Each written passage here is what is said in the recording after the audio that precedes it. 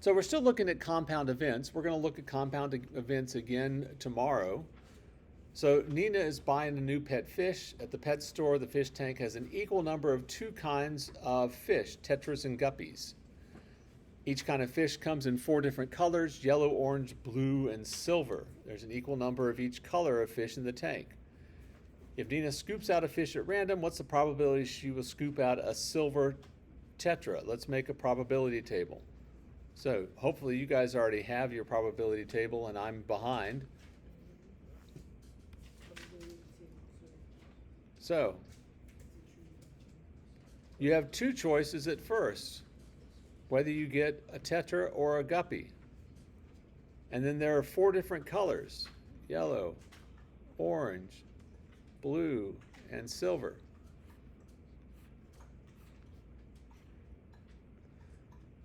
So this is a yellow tetra and a yellow guppy, an orange tetra and an orange guppy, a blue tetra and a blue guppy, and a silver tetra and a silver guppy.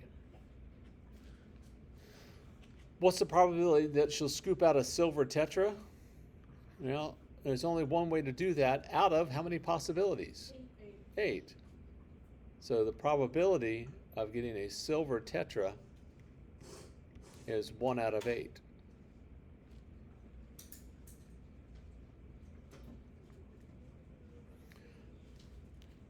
Now, we talked a little bit about this yesterday, but we'd also like to reiterate that. What's the probability that Nina scoops out a tetra at random? What is it? 1/2. The probability of getting a tetra is 1 out of 2, because you're going to get one of the two kinds, and there's only tetras and guppies in this. What's the probability that Nina scoops out a silver fish at random? What is it? 1/4. How could we use these two numbers to get this number? Just multiply them. 1/2 times 1/4 is 1/8. If the probabilities are all equal, I usually, unless I'm instructed to, don't make a probability table because it takes too long. I can find the probability of each of the individual events and just multiply them together. Now, here's another way to write the probability table. You can actually write the probabilities in as you go.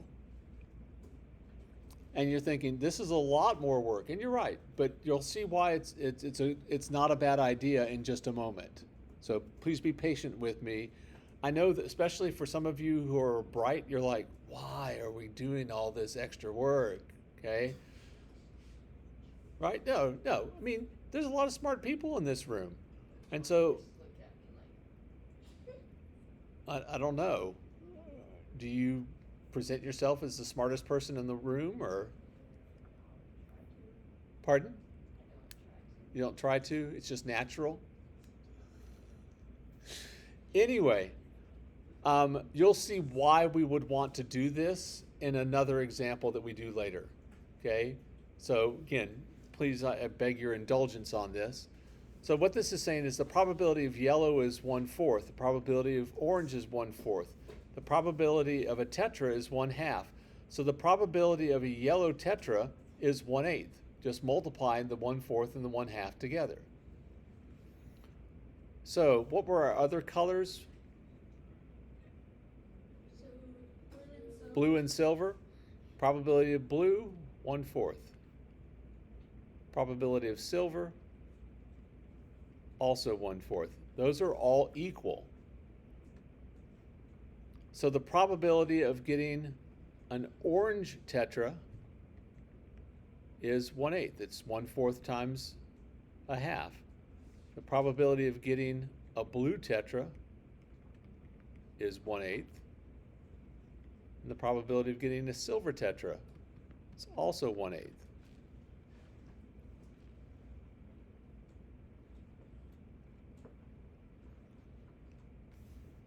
What's the probability that we select a guppy? what is it? 1/2. So the probability of getting a yellow guppy is 1/8. The probability of getting an orange guppy is also 1/8. The probability of getting a blue guppy, I almost said a glue buppy, a blue guppy is 1/8, and the probability of getting a silver guppy is also 1/8. And you're like, well, that's pretty easy. They're all equal. So the rule is, if you'll turn on to the back, the probability that two independent events will occur is the product of the probabilities of the two individual events. Independent, multiply together the individuals.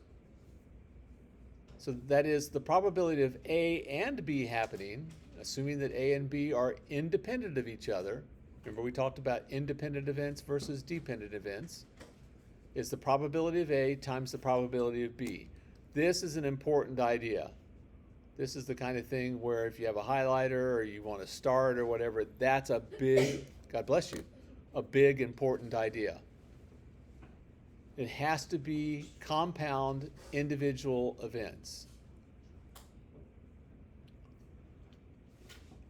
So here's where it gets interesting. Fred decided to try and use the rule for compound independent events for events that were not equally likely. He put 3 cubes in a bag, 2 blue cubes and a yellow cube. He pulled 1 cube out, put it back in the bag, and drew another. So, is the second draw independent of the first draw? Yes or no? Yes. He put it back. Oh. Right? When you don't replace, then it is dependent, isn't it? Sorry, guys. No, that's okay. So those are independent of one another. So he made a probability tree to show all the possible combinations he could draw. All right, well, you have 3 things that could happen the first time. You could get, what was it, blue and yellow? And there were 2 blues, so he could get a blue, or he could have gotten another blue, or he could have gotten a yellow.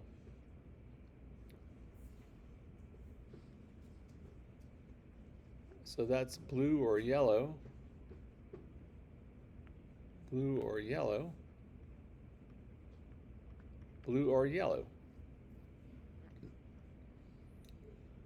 How many combinations are there? How many? 6. There's 6 different ones, right?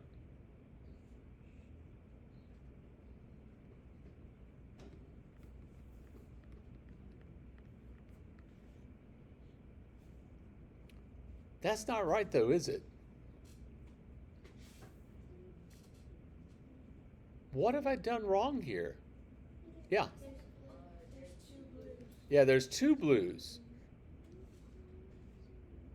So I'm going to crowd in a blue into each one of these so that I have 2 blues. That's something to be careful about, right? Sometimes you're thinking blue or yellow, but it's like 2 blues and 1 yellow. So how many combinations are there here? There's not 6, there are 9. And as Cooper pointed out earlier today, you could have just taken it's 3 choices, and then for each of those you have another 3 choices, right? So it's 3 times 3 is 9. What's the probability of drawing 2 blue blocks? Okay, so let's see. How many times do we get blue and blue? 4 times. So the probability of getting a blue and then getting another blue, so blue and blue, is 4 out of 9. It says make a probability table as in part C of question number 1 to verify. All right.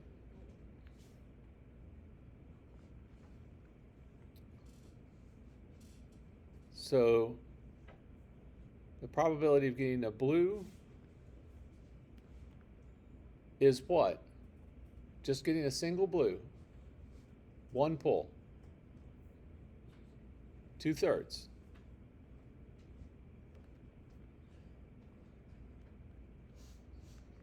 The probability of getting a yellow is what? 1/3. 1 out of 3. And on the second draw, the probability of getting a blue is 2/3. And the probability of getting a yellow is 1/3. So, the probability of getting a blue and then another blue is 2/3 times 2/3. What's that equal to? What's 2/3 times 2/3? 4/9.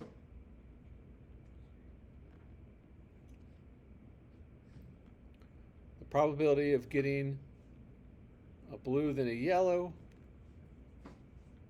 is 2/3 times 1/3, which is 2/9.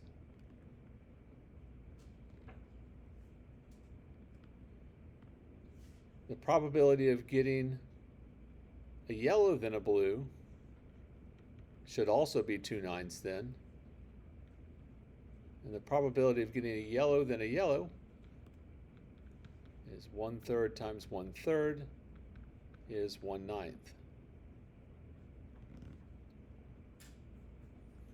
So blue and blue matches what we have out here.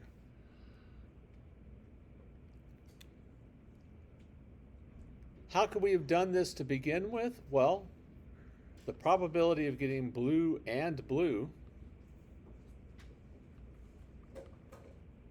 is equal to the probability of getting blue the first time times the probability of getting blue the second time. So that's just 2/3 times 2/3 is 4/9, which is way the faster way to do that. Probability tables with the probabilities listed in them are sometimes nice when the probabilities are very different. If they're kind of the same, it's not as useful. You can go straight to this if the problem doesn't say that you have to draw a table or a tree. Now, on the quiz and on the test, I'm going to ask you to draw some trees and some tables. But if it doesn't, you can just use this. So if we have multiple independent events, the probability of one thing happening and another thing happening is just the product of the probabilities. We just multiply those together. All right. So let's look at this last one. The pet store sells a lot of pet food. On a slow day at the pet store, 3 people buy cat food, 2 people buy dog food, and 1 person buys food for a pet snake. If half of the customers pay with cash and the other half pay with a credit card, what's the probability that a customer buying pet food will buy dog food with cash?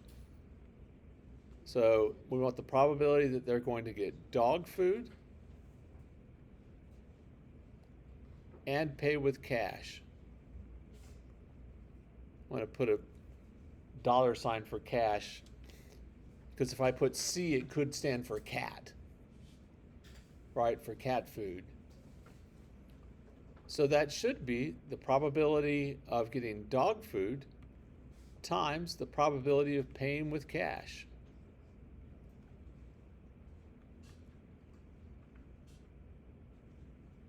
All right, so the probability of getting dog food, how many people got dog food? 2 out of how many people? 6. Times, it says half the people paid with cash and half paid with a credit card. So out of the 6, how many would have paid with cash? 3. I always reduce these if I can first. Why? Well, because like most mathematicians at heart, I'm really kind of lazy. So this is 1/6.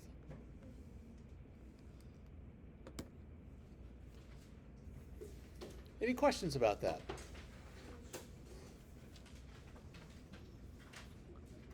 All right. 5 minutes. You got 5 minutes? Really? 12:56? Yeah. You got about 5 minutes.